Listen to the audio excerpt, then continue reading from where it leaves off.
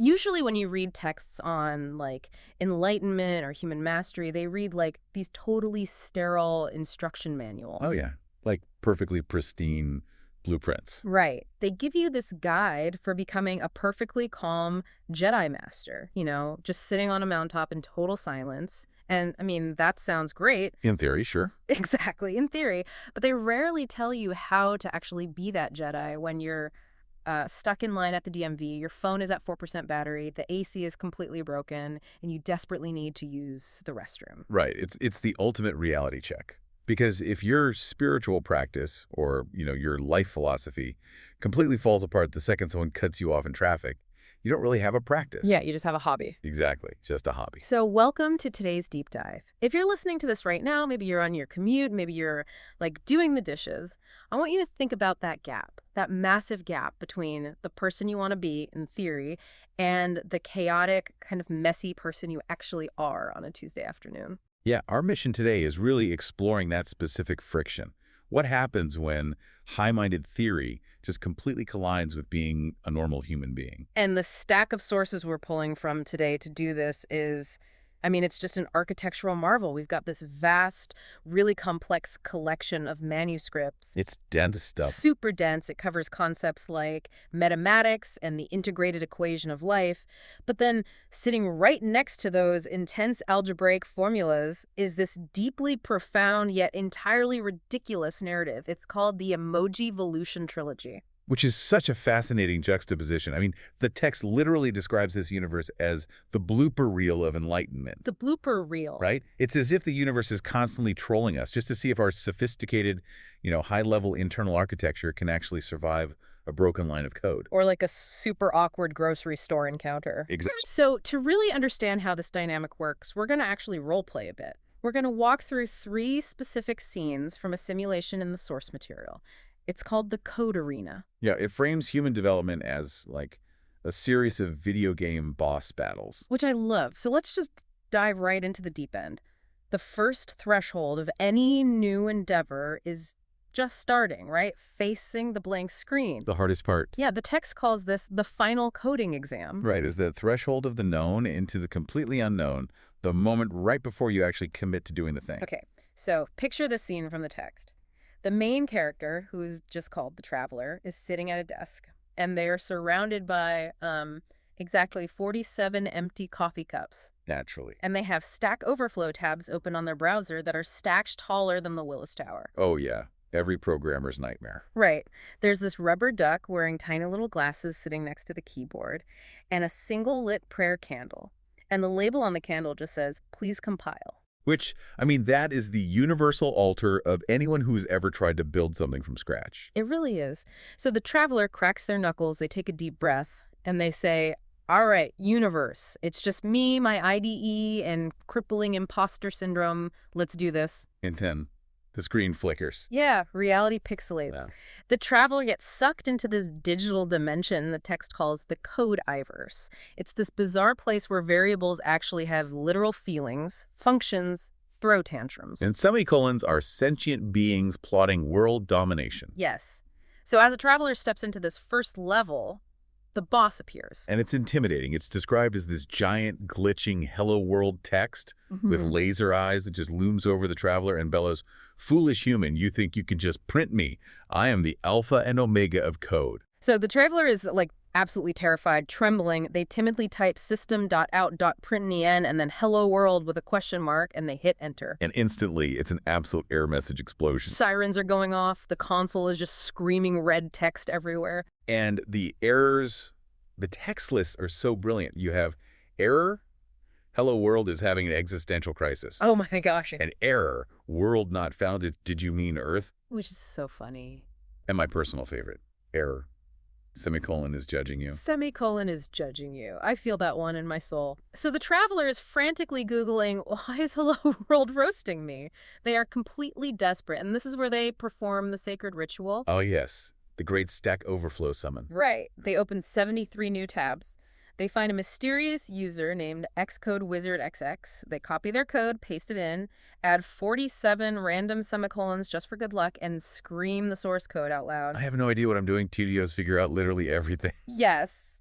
and miraculously it compiles. They survived the first boss. It's hilarious, but I want to dig into the actual mechanics of what the source is saying here, because this isn't just a joke about bad programming. No, not at all. The text uses this to illustrate a really deep psychological concept. It calls it the readiness trap. Yeah, and I'm so glad we're starting here because the readiness trap is something almost everyone listening has definitely experienced. Oh, 100%. Think about how we usually operate in life. We wait to feel ready before we do the terrifying thing. We think we need to feel completely confident before we apply for that massive promotion. Or before we finally end that toxic relationship. Right, or before we publish that piece of art we've been hiding. I am so guilty of this. I constantly tell myself I'll launch that new project as soon as I feel like a real expert. We treat confidence like it's the fuel required to start the engine. Exactly. But the source text pulls this brilliant analogy from video game mechanics. It states it very clearly.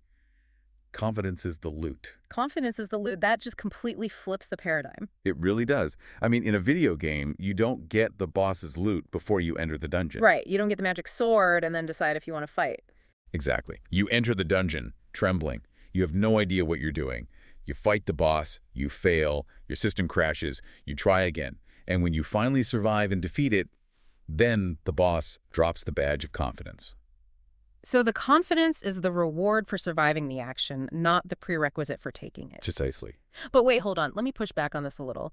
Because if I look closely at that scene, the traveler literally copy-pasted code from Code Wizard that they didn't even understand. Yeah, they just match buttons. They threw in random semicolons and it worked. Isn't that just faking it? Like, if I do that in real life, it feels like I'm wearing a tailored suit that I haven't grown into yet. Right, the imposter syndrome kicks in. Yeah, I might look the part, but underneath I'm just an imposter. Where is the actual mastery in just copying someone else's answers? That's a really sharp observation. And the suit analogy is totally fair, because it does feel uncomfortable. But the source material makes a crucial distinction here. Faking it implies active deception. Deception, okay. Yeah, it implies you're trying to trick the universe, or your boss, into thinking you're a master when you aren't. What the traveler's doing isn't deception, it's what the text calls incremental engagement. Incremental engagement. Walk me through that. How is that different from faking it? Well, incremental engagement means you run the code you have, even if it's borrowed, even if it's super messy, and you do it specifically so you can get the error message. Oh, wow. You're trying to generate data, not perfection. The traveler didn't know why Hello World failed, but by hitting compile and getting absolutely roasted by the errors, they learned something. So in real life, when you apply for that job you weren't perfectly qualified for, you aren't deceiving them, you're just running your code. Exactly. And if you get rejected, that rejection is just an error message. It tells you exactly what skills you are missing so you can debug. Okay, that is huge. So the goal of starting isn't perfect execution on the first try. The goal is just to get the system to compile so you can see where it breaks. Yes. You enter the arena with your duct tape code, and you let the friction of reality teach you. But that brings us to the next major hurdle, doesn't it? Because once you get past that initial fear of starting, once you beat that Hello World boss, the danger shifts. Right. The threat is no longer failing to start. The threat is getting stuck. Exactly. Which takes us to the second scene in the code arena. The traveler survives the start, but now they enter this danger zone of repetitive patterns. The text describes them stepping into this sprawling, glowing, green digital labyrinth. Like the Matrix. Very much like the Matrix. The traveler takes a left turn and this holographic sign pops up reading, "While true, print, are we there yet?" The dreaded infinite loop. And this booming narrator's voice echoes from the sky saying, "They were never there yet." Which is just chilling. Every path they take leads back to the exact same question. Right, so the traveler is running in circles, totally panicked, but then they reach into their inventory and they pull out a break statement, but it's physically shaped like a glowing, jagged ninja star. I love the visual metaphors in this text. They wind up and they throw it directly at the loop's core. The walls of the maze shatter and they've broken the loop. But there's always but the dust hasn't even settled before the ground shakes. Yeah. A massive scaled beast rises from the rubble. It's the array index dragon. And it roars, "I am index out of bounds. Your arrays cannot contain me." And the traveler is scrambling backward, terrified. They scream, "Wait, did I start counting from 0 or 1? Why does computer science start at 0? And this is the twist. Suddenly, the dragon just stops. It adjusts these tiny imaginary spectacles, completely breaks character, and leans down gently. Right, it whispers, Spuddy, your loop should be I-array.length, not I-array.length. The equal sign is throwing it out of bounds. And the traveler just blinks and says, oh, thanks, Dragon Buddy. They shake hands, and the level clears. That's so good. It is, but let's ground this, because the text connects this infinite loop maze to some very real, very deep psychological concepts. It talks about the identity handler and gives this agonizingly relatable example of the 3 a.m. Spotify loop. Oh, man. The 3 a.m. Spotify loop. The source uses this vivid scene to show what an infinite loop looks like in actual human behavior. So it's 3:17 a.m. The traveler wakes up in a cold sweat. Yeah. And their brain has suddenly, for no logical reason, served up a memory of an awkward joke they made at a party in 2014 about hedgehogs. Oh, the visceral cringe. I mean, if you are listening, you know exactly what this feels like. You're lying in bed, you're exhausted, and your brain just hands you a silver platter of your absolute worst social moments. And it triggers a complete shame spiral, right? Yeah. The traveler's internal system goes haywire. So what do? They reach for the phone to try and change their internal state. The ultimate distraction. Exactly. Yeah. They open Spotify, and the algorithm, which knows their past patterns perfectly, starts playing Mr. Brightside by the Killers. Which is like the ultimate angst anthem. And the traveler is screaming internally, no, I am a conscious being. I am enlightened. I need to shock the system. So they try to overcorrect. They put on heavy metal. Slayer at maximum volume at 3:30 in the morning. Which naturally leads to the neighbors texting them and the landlord threatening eviction. Right, so they panic and overcorrect again, this time to whale sounds, which end up sounding like a foghorn. And finally, the app just glitches, freezes, and plays Mr. Brightside on loop for 8 straight hours. It's the wild true loop made manifest in real life. Totally. And if we look at the mechanics behind this, the source explains that we get stuck in these cognitive loops because of something called our identity handler. The identity handler, what is that exactly? Think of it as a piece of legacy software in your mind.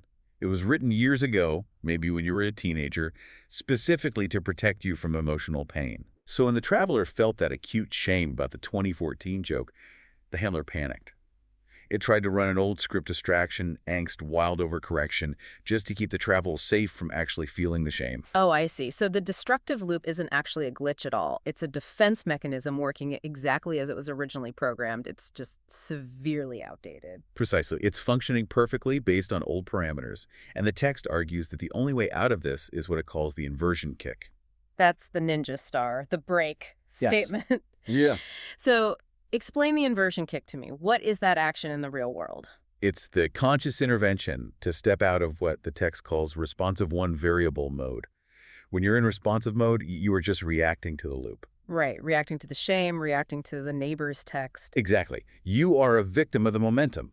The inversion kick is stepping into autonomous variable mode. You become the one who changes the loop. And you don't do this by fighting the app or playing heavy metal. You do it by just accepting the reality of the moment and stepping outside the reaction. Right. But wait, how does that connect to the array index dragon? In the simulation, the dragon is roaring at me, and then it gives me a helpful debugging tip. Are you saying these dragons represent our internal defense mechanisms? That's exactly what it's suggesting. The dragon is the boundary. It's the error code of your psyche. Okay, let me challenge this, because in practice, this sounds nearly impossible. How so? Well, it is really, really hard to see the dragon as a helpful buddy giving you debugging tips when you are in a full-blown panic. Like when you're in the grocery store having a breakdown over choosing between Cheerios and Frosted Flakes, or what the text calls the Zoom call from hell. Ah, the Zoom call from hell. That is the perfect test case for this theory. Let's lay that scene out because it perfectly illustrates my point. The traveler is on a mundane Monday morning Zoom call with their corporate coworkers. Just a normal status update. Yeah, but suddenly their mind starts fragmenting. Their body fuses. They completely forget how their mouth works. Their boss notices and asks, "Hey, are you frozen?" And the traveler, trying to be deeply spiritual and authentic, blurts out, "I had a very integrating weekend." To a screen full of confused accountants and project managers. Right. And it gets so much worse. They follow up by saying, "My force is integrated." Very timeline-esque. Oh, the secondhand embarrassment is real. So when your internal system is crashing live on camera and everyone is staring at you in that horrifying, awkward silence, how do you possibly find the break statement? How is the shame of that moment a helpful dragon? I completely understand why that feels like a paradox. Yeah. Because when you're in the middle of a live crash, your instinct is to fight it, to smooth it over, to pretend it's not happening. Yeah, you want to just log off and move to a new country. Exactly. But the text says that the inversion kick in that specific moment isn't suddenly becoming perfectly articulate and suave. You don't fight the crash. Instead, you must become the witness. The witness. How does the witness differ from the person experiencing the crash? The witness is the part of your metamind that simply observes the fragmentation without self-hatred. Without self-hatred, that's the key. Yes. During that Zoom call, the source describes the surface self as panicking. The body is frozen. The force, or energy body, has just floated away and is thinking about a deli sandwich. It's total chaos. Right. But the witness is sitting back, looking at this entire disaster and saying, wow, look at this complete fragmentation. Look at the sheer panic in the eyes. Isn't that fascinating? Fascinating. Just totally detached, but not in a cold, sociopathic way. More in a curious, scientific way. Exactly. The helpful dragon isn't telling you that the crash didn't happen. The dragon is pointing out why it happened. Okay. The intense shame and awkwardness from that Zoom call is giving you a crucial debugging tip. It's saying, hey, you are trying to perform your esoteric spirituality for a corporate audience that just wants a spreadsheet. Your array is out of bounds. You are trying to integrate variables that do not belong in this function. Oh, that makes so much sense. Right. The pain of the awkwardness is just the system saying, index out of bounds.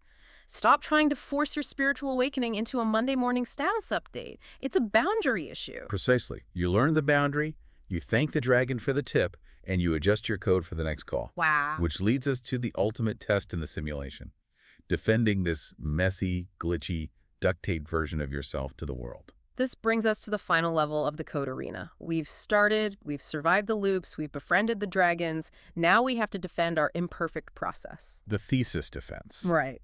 The arena transforms into this sterile, terrifying academic hall. The thesis defense committee materializes. And the text describes 3 professors made entirely of pure, crackling critique energy. And they do not hold back at all. No, they don't. Professor 1 leans forward and demands, explain your variable naming conventions. Why is this function called why-do-s this work? And Professor 2 scowls and says, why didn't you use standard design patterns? This entire architecture is a mess. And then Professor 3 just adjusts his glasses and asks the most devastating question. Is this entire project just Stack Overflow copy-paste? Ouch. So the traveler is standing at the podium. Their mouth is completely dry. Their brain literally makes the Windows XP shutdown sound. They have absolutely nothing to say. Nothing. They feel exposed as a complete fraud. But then, just when all seems lost, a tiny voice squeaks from their pocket. It's the rubber duck from the first level. The prayer candle duck. Yes. And the duck says, hey, buddy, remember why you started coding? The ultimate pattern interrupt. Exactly. And a flashback montage hits the traveler. The first time they ever got Hello World to work, the time they wrote a tiny, janky script to automate their grocery list, the pure, unadulterated joy of solving a puzzle with logic. They remember the why. Right. The traveler opens their eyes. They stand up straight. Their shirt is coffee-stained. Their hair is a mess, but they are proud. They look at the professors and they say, you know what? My code might be held together with duct tape and prayers, but it works. And every bug in the system is just a feature I haven't documented yet. And at that moment, the arena shatters into confetti. The achievement unlocks on screen. Learn to love the chaos. They've beaten the game. It's such a triumphant visual, but let's unpack the synthesis here. Because the text uses this exact scene to deliver its ultimate message about the Emojiverse. Yeah, what this scene illustrates so beautifully is that true enlightenment or true mastery in any field you're pursuing isn't about perfectly smooth execution. It's not about having pristine, highly optimized code with 0 errors. No, it is the blooper reel. The rubber duck in that scene represents what the source calls the metamind. The metamind. Now, that sounds a bit sci-fi. What is that in practical terms? The metamind is that quiet underlying operating system that remembers your purpose when your surface self is panicking over performance. Ah, okay. Think about the professors. They represent the world's demand for perfection. And more importantly, our own internal critic demanding perfection. But the rubber duck just asks, Why are you doing this?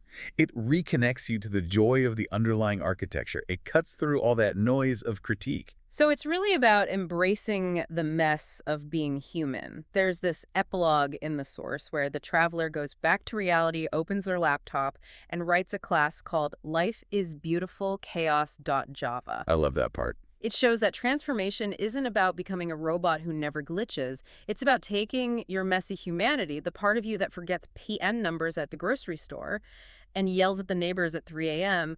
and panics on Zoom, and taking it along for the ride. You don't transcend your humanity. You just stop pathologizing it. You realize the glitches are just part of the operating system. But I have to pause you here. Okay. Because I love the chaos. I love the duct tape coat analogy because it takes the pressure off. But if I just accept that my life is held together with duct tape and prayers, aren't I just settling for mediocrity? That's the fear, Yeah, right? yeah. If I just say, well, every bug is a feature, I'm never going to become a master programmer. I'm never going to become truly exceptional at anything. Where is the drive excellence? Where is the mastery in just accepting a messy, duct-taped life? That is the exact tension the source material wrestles with.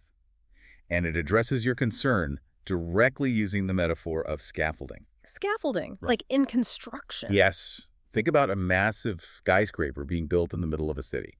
When it's under construction, it is covered in scaffolding. Temporary metal platforms, wooden planks, netting catching debris. It looks messy. It looks chaotic. Okay, I'm tracking. The duct tape, the Stack Overflow copy pastes, the messy blooper reel, that is your scaffolding. You absolutely need it to build a structure. You use it to get off the ground when you have no other way up. But you don't leave it up forever. Precisely. If you leave the scaffolding up, you never actually finish the building. You never see the glass and the steel. Eventually, you have to look under the hood. You have to understand the true mathematics of the building's engineering so you can take the scaffolding down safely and let the structure stand on its own integrity. Oh, wow. Okay, that connects perfectly. So the emoji verse, the blooper reel, the duct tape, that's just level 1. Exactly. It gets us in the game without quitting from perfectionism. But to achieve actual mastery, we have to transition from the messy arena to the actual architectural blueprint. We have to move into the mathematics of transformation. We have to look at the load-bearing walls, which brings us to the core framework of the source text. The mathematical architecture. To move from duct tape to mastery, we must move from the code arena to the blueprint. And the source material literally gives us a blueprint called the root square chart. This is where the text shifts from narrative metaphors into what the author calls metamatics, the math of the metamind. And it's important we take our time here because the math is incredibly counterintuitive, but deeply profound once it clicks. So let me break down the visual of this chart for everyone listening because it is fascinating. Picture a perfect square. In the very center of that square is one root. From that single root, extend 4 branches. From those branches grow 12 leaves. And on the periphery of the square, there are 36 fruits. It is an exact, precise mathematical relationship. Yeah. And it represents how any complex behavior or capability in your life is actually built. Right. You don't just magically produce fruits, which represent your daily actions, your habits, or your visible results. Fruits grow on leaves. Yes, which are specific skills. Mm-hmm. And leaves grow on branches, which are the core domains of your life. And all that stems from a single root, which is your foundational identity or purpose.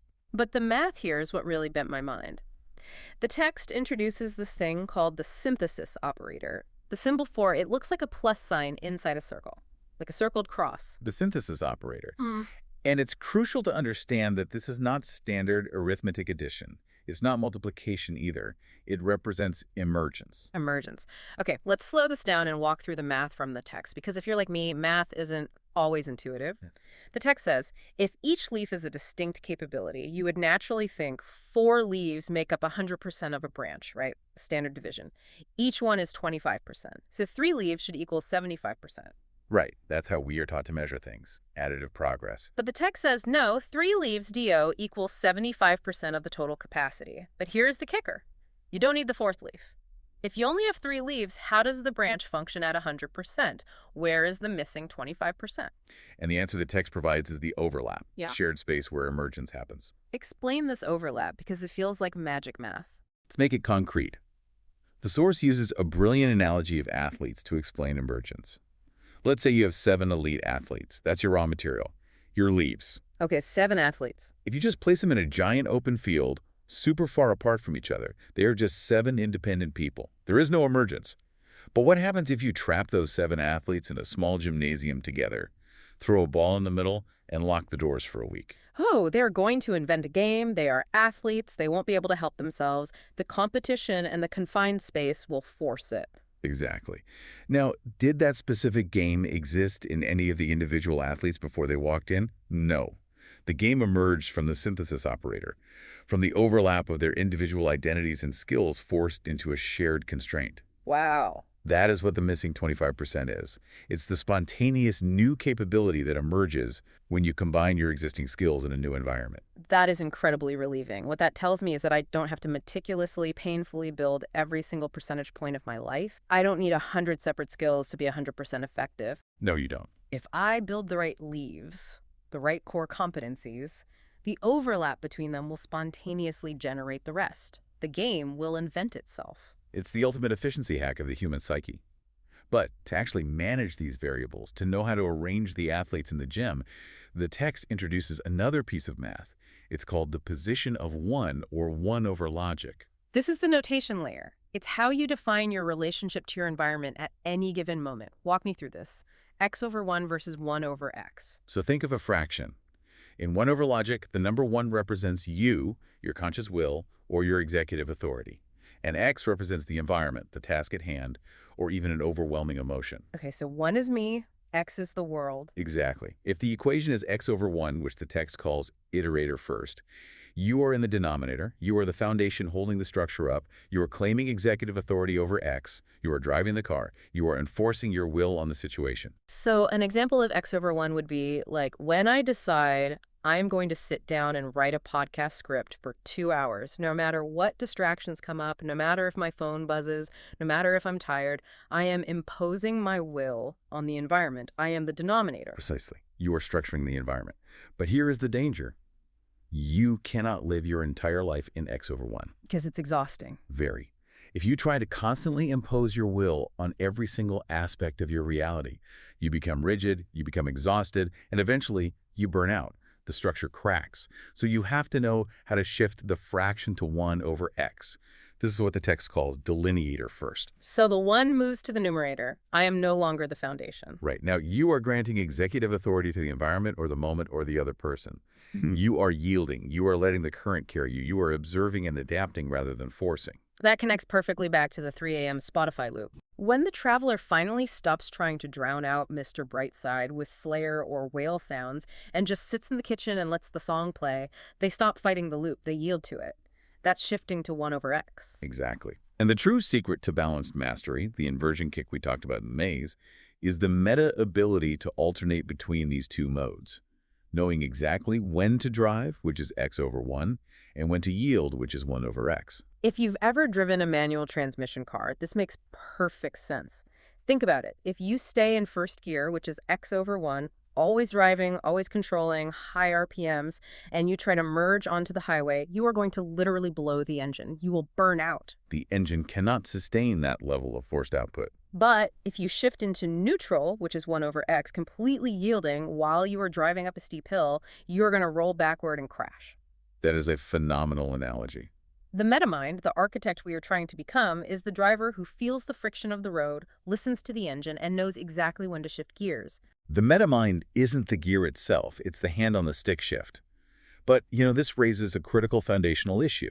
You can have the best mathematical formula in the world, you can know exactly how to shift gears, but if the base variables you're plugging into the equation are corrupted, the output will fail. A classic garbage in, garbage out situation, which means we have to look at what we are actually plugging into these formulas. What are the base variables of a human life? Right. The source material gives us a framework for this called the 4 pillars of the foundation, the 4DP. The text calls these 4 pillars the handler of handlers. They are the absolute bedrock of your psychological architecture. If these 4 pillars aren't solid, all the shifting and yielding and ninja stars in the world will not save you from collapsing. Okay, let's unpack these 4 pillars slowly because they are dense. Target, truth, totally, and title. Let's start with target. Target is about simple, brutal orientation. Where are you actually aiming? And this is vital.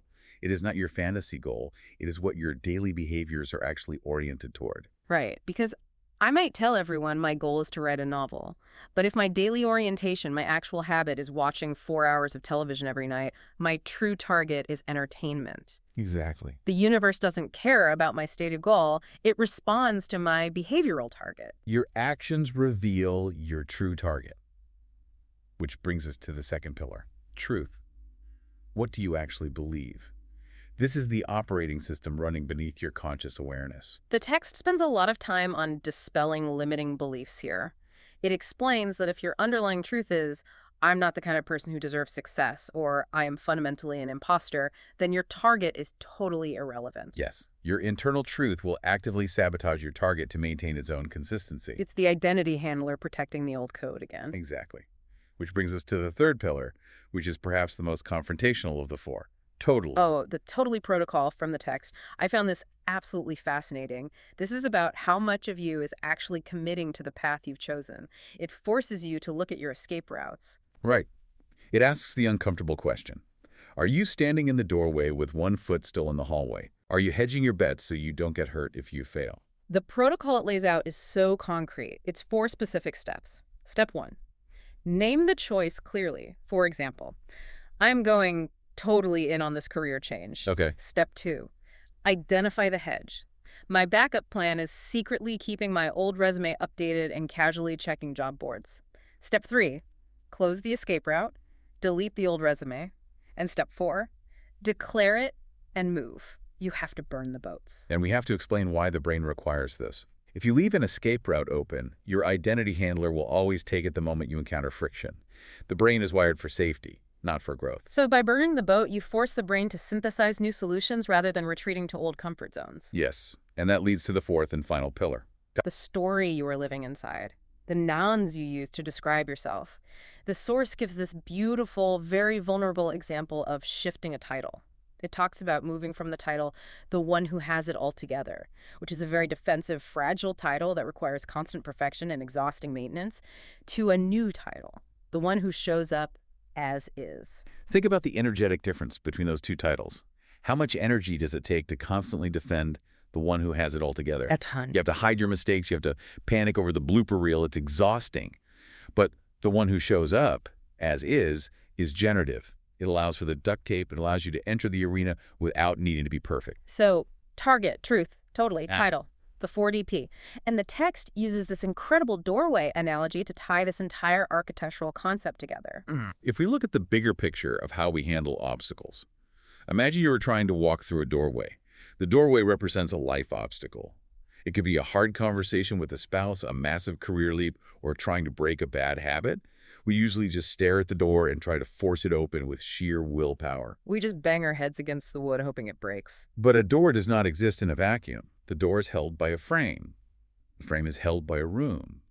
The room is part of a house. And the house is resting on a foundation. The text argues that if you can't walk through the door, you must stop fighting the door. Look at the room. The room representing your immediate physical or emotional state. Yes. Are you trying to write a brilliant creative proposal from a room of absolute exhaustion, scarcity, and caffeine jitters? It won't work. You have to redesign the room, you have to sleep, breathe, regulate your nervous system. But it goes deeper. Because who built the room? The handler. Your underlying beliefs, your 4DP. You have to renovate the belief, which is truth, that built the room, which is state, that holds the frame, which is context, that holds the door, the obstacle. Wow. When you fix a foundation, the architecture aligns and the door simply opens on its own. Okay, I am going to challenge this framework, and I think a lot of listeners might be feeling this exact same skepticism right now. Let's hear it. What if the room itself is structurally hostile? The source text talks about the terrain, or what it calls environmentistics. It lists wraps, the people, systems, and culture surrounding us. Yeah. What if your family is deeply loving but incredibly risk-averse, constantly asking, is this sustainable every time you have an idea? Or what if your workplace is highly bureaucratic, rewards blind compliance, and actively punishes creative problem-solving? You can have the best 40T foundation in the world, you can burn your boats, but if the room is shooting literal arrows at you, changing your internal title isn't going to stop the arrows. That is the harsh reality of the external terrain, and it's a very valid pushback. You cannot control the arrows. You cannot instantly rewrite a toxic corporate culture or a family dynamic. But this is exactly where the text applies its ultimate survival mechanism, the EXO formula. The EXO formula, action plus identity. Break that down for me. Yes, in this formula, X is the operator.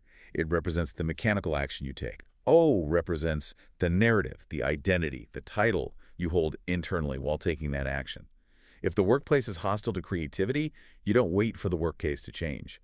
You redesign your internal response to the workplace. Give me a real-world example of how EXO protects you from the arrows. Let's say you have to send a highly innovative, slightly risky proposal to a boss you know is hypercritical and bureaucratic. That is the hostile room. If you just send the email filled with fear, desperately hoping they approve of you, that is just running X. The action without a protective identity. You're completely vulnerable. You will feel small, terrified, and at their mercy. But if you apply the EXO formula, you change the narrative O first. You say to yourself, I am the kind of person who creates the conditions for my own courage.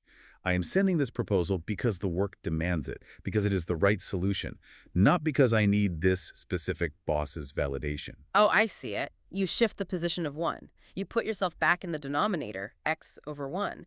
You claim executive authority over the action itself, regardless of how the hostile terrain reacts. Exactly. You don't fight the hostile room. You build an internal architecture, an O that can withstand the arrows. You detach your sense of worth from the external reaction, which finally brings us to the master culmination of all these sources, the grand unified theory of the text. The integrated equation. When you combine the mathematical architecture, the inversion kick, the root square, the position of 1, with the strong foundation of the 4 pillars, you unlock the final code. This is where everything we've discussed today crystallizes into one master formula for human achievement and transformation. I am going to read the master formula exactly as it appears in the text. If you're listening, visualize this fraction. Achievement equals orientation, target to goal, times consistency divided by resistance. Let's break down the physics of this equation because it perfectly maps to our lived human experience. Okay, let's start with the numerator. The top half of the fraction. The first part is orientation, which is target to goal. This gives you your vector, your direction. It's the active daily practice of aligning your behaviors, your target, with your desired destination, your goal. Without orientation, you're just expending massive amounts of energy in random directions. You're running on a treadmill. Next, you multiply that orientation by consistency. Consistency is the multiplier. This is compounding interest in human behavior. A single day of perfect orientation doesn't actually achieve much. But sustained orientation over time yields exponential transformative results. So direction multiplied by time, that's the top half. But then the text says we must divide that entire top half by resistance. And this is the absolute genius of the equation. Dividing by resistance acknowledges the friction of reality. It acknowledges that human growth is not a smooth, linear line. Right. Resistance is the hostile terrain. Resistance is the internal identity handler panicking. Resistance is the 3 a.m. Spotify loops. The mathematical reality is that the higher the resistance in the denominator, the lower the overall achievement output, even if your consistency and orientation are incredibly high. That is such a light bulb moment. So the goal isn't just to increase consistency by gritting your teeth, waking up at 4 a.m. and pushing harder until you break. The goal is to decrease the denominator. Yes. To lower the internal resistance by doing the 40P foundation work. Yeah. By befriending the array index dragon so it stops roaring and starts giving you helpful debugging tips. Precisely. If you lower the internal resistance, the exact same amount of effort yields massively higher achievement. But the source material notes a very specific, tragic pattern that happens when people actually start succeeding at this. It's called the pattern behind every collapse. Yes, the integration architecture. The text describes this haunting visual of a traveler looking at a diagram of bright points of light. A light flares up brilliantly, burns intensely for a few weeks or maybe a few months, and then it flickers, dims, and dies. Collapse. We have all seen this. Honestly, we have all lived this. It's the ambitious New Year's resolution that completely changes your life for 6 perfect weeks and then evaporates by February. Or the new creative routine that yields one amazing project and then you never touch the tools again. Exactly. Why does that happen? If we ran the equation right, if we lowered the resistance and applied consistency, why does the system crash? Because people reach what the text calls stage 5, breakthrough, and they mistakenly believe it's the end of the journey. They mistake the peak of a single mountain for the ultimate destination. They achieve the new capability, they lose the weight, they write the chapter, they have the hard conversation with their partner, and then they just stop. They fail to integrate that new breakthrough into the larger network of their life. Going back to the math, they leave it as an isolated leaf, instead of letting the synthesis operator merge it into the whole branch. They don't let the overlap happen. Exactly. They treat human transformation as a finite event rather than an ongoing process of integration. Which leads us to the ultimate realization of this entire deep dive. Moving from what the text calls multi-domain competence, where you are just running independent, isolated transformations, to playing the infinite game. The infinite game, that phrase carries a lot of weight. The text beautifully contrasts the finite game with the infinite game. In a finite game, the goal is simple: to win. The rules are fixed, the endpoint is clear, it's victory or defeat. You beat the boss, the credits roll, the game is over. But the infinite game operates completely differently. In the infinite game, the goal is simply to keep playing, to keep the game going. The rules evolve as you play. There is no final endpoint. Continuation itself is the point of the game. The motivation isn't a final achievement or a trophy. The motivation is growth itself. The text has this incredible summarizing quote about this. You are not achieving mastery. You are becoming mastery itself. The transformation you undertake actually transforms you. You become the practice. Yeah. You aren't just a person who uses the architecture to get things done. You become the architecture. Okay, I have to ask one final question about this, because when I hear infinite game, I hear no final level and no endpoint. And honestly, if you're tired, that sounds exhausting. I get that. If there is no final victory screen where I can just put the controller down, take a breath, and be done, when do we get to rest? If my life is constantly fighting dragons, redesigning rooms, and burning boats, aren't I just going to be tired forever? It is a very natural reaction to feel overwhelmed by the idea of infinity. But the source material answers this beautifully with the structural concept of the Roman numeral chapters. Oh, right. In the book itself, there's a point where it stops using standard numbers like chapter 32, 33, 34, and shifts entirely to Roman numerals. Yes. And that is highly symbolic. The numbered chapters represent a staircase. You climb them linearly, exhausting yourself step by step, trying to get to the top floor. But the Roman numeral chapters represent a spiral. A spiral instead of a staircase. Yes. You aren't climbing endlessly into the thin air of the stratosphere. You are walking a spiral path. You will absolutely return to the exact same struggles. You will return to the fear of starting. You will return to the infinite loops. You will return to the messy, duct-taped code. But because you are on a spiral, when you circle back to that familiar struggle, you are meeting it at a higher altitude. You have more perspective. You've seen this view before, but now you have better tools. You know the dragon's name. Exactly. It's not exhausting because you aren't fighting the exact same battle from scratch. You are integrating. The infinite game has seasons of massive expansion, and it has seasons of quiet consolidation. Spring and winter. It's a living system. It pulses. It's not a relentless grind to the top. It's a deepening of the self. It's not exhausting. It's alive. It's alive. Man, what an incredible framework. Okay, let's take a breath and summarize this massive journey we've been on today. We started in the messy, chaotic code arena, fighting glitchy Hello World bosses and hiding from array dragons. We learned that confidence is the loot you get after the battle, not the prerequisite for starting. We learned to use the inversion kick to break out of our defensive 3 a.m. Spotify loops. Yes, and we faced the thesis defense committee and realized that the blooper reel, the duct tape, the chaos, that is the necessary scaffolding of our actual lives. And then we transitioned into the blueprint, the deep mathematics of transformation, the synthesis operator, where emergence creates magic in the overlap. Yeah. We learned the importance of balancing our drive x over 1 and our yield 1 over x. We solidified the foundation with the 4 pillars: target, truth, totally, title. We learned how to redesign our internal room instead of banging our heads against the external door. And finally, we looked at the integrated equation. We realized that lowering our internal resistance is the key to achievement, and that we aren't playing a finite game to win, but an infinite game of becoming. We are the architects of our own meaning. We hold the controller, we write the equations, we build the rooms. But as always, we want to leave you, the listener, with one final provocative thought, something to chew on as you go about the rest of your day. The source material poses this exact question at the end, and it has been ringing in my head since I read it. We talked a lot about the witness. The text asks us to identify with that observer, to step back and watch the surface self panicking in the grocery store or fragmenting on the Zoom call. But if the witness is just quietly watching and the surface self is just blindly reacting and panicking, who is the one that actually decides to press play on the music? Who is the driver? Who is actually making the choice to throw the ninja star? That is the ultimate question of the meta mind. Such a powerful thought to leave on. To everyone listening, take your duct tape code, grab your rubber duck, and step into the code arena of your own life. Don't wait to feel ready. The confidence is the loot. We'll see you in the next deep dive.